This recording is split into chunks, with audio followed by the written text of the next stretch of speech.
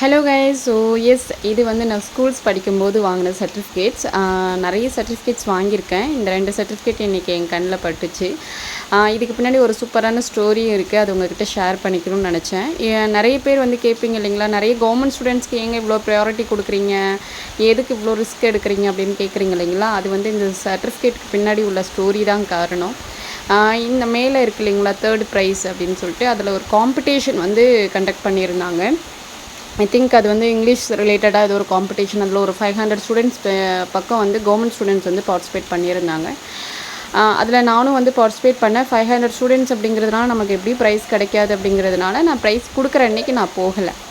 அதுக்கப்புறம் மறுநாளில் வந்து என்னோடய ஃப்ரெண்டு வந்து சொன்னாங்க, நீ 3rd ப்ரைஸ் வாங்கியிருக்க, ஃபஸ்ட்டு 2nd 3rd வந்து உங்களுக்கெல்லாம் ட்ராஃபி கொடுத்தாங்க, நீ வராததுனால உனக்கு சர்டிஃபிகேட் மட்டும் கொடுத்துட்டு அவங்க போயிட்டாங்க அப்படின்னு சொல்லிட்டு என் மனசு அப்படியே சுக்குநூறாக உடஞ்சி போச்சுங்க. அந்த ட்ராஃபி நமக்கு வந்து ஒரு மெடல் கொடுத்தாவே வந்து அப்படியே சொர்க்கத்தில் மிதப்போம். ட்ராஃபி கொடுத்துருக்குறாங்க, அதை நம்ம மிஸ் பண்ணிட்டோமே, 3rd ப்ரைஸ் வாங்கியிருக்கோமே அப்படிங்கிற அந்த ஒரு மொமெண்டம் இருக்க பாருங்க. நான் இப்போ வரைக்கும் மிஸ் பண்ணுறேங்க அந்த ட்ராஃபி. நான் ஏன் அவ்வளோ ஃபீல் பண்ணுறேன்னா, அந்த டைமில் ஆப்பர்ச்சுனிட்டிஸ் அப்படிங்கிறது ரொம்ப ரேரு. எவ்வளோ டேலண்ட் இருந்தாலுமே ஆப்பர்ச்சுனிட்டிஸ் கிடைக்கலன்னா கண்டிப்பாக நம்மளால் அச்சீவ் பண்ண முடியாது. நான் ரொம்ப ஏங்கியிருக்கிறேன்.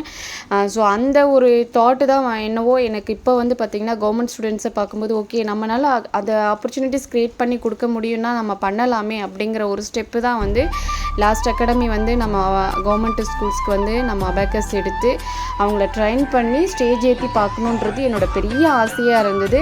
அதே மாதிரி ட்ரெயின் பண்ணி அவங்களோட ஸ்டேஜ் ஏற்றி பார்த்து அவங்க ப்ரைஸஸ் வாங்கும்போது எனக்கு எப்படி ஃபீல் ஆச்சுன்னா, நம்ம அப்போது மிஸ் பண்ண ட்ராஃபி இப்போ வாங்கிட்டோம் அப்படிங்கிற ஒரு சந்தோஷம் இருக்குது பாருங்கள். ஓ மை காட், அவ்வளோ ஹாப்பியாக இருந்துச்சு. ஸோ எஸ், இந்த விஷயம் உங்கள்கிட்ட ஷேர் பண்ணிக்கணும்னு நினச்சேன். Thank you so much.